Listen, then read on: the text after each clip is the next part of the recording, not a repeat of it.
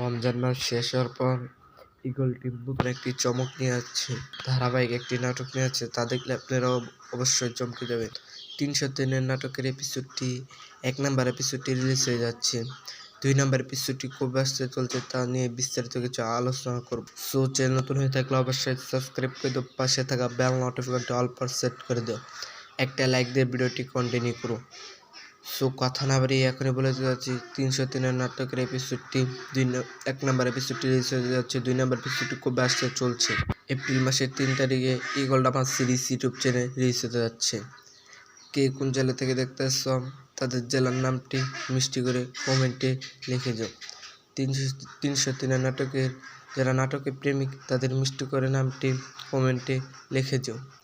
এবার মতো এখানেই বিদায় নিচ্ছি। পরবর্তী যে কোনো ভিডিওতে দেখা হবে। সকলেই ভালো থেকো। আল্লাহ হাফেজ।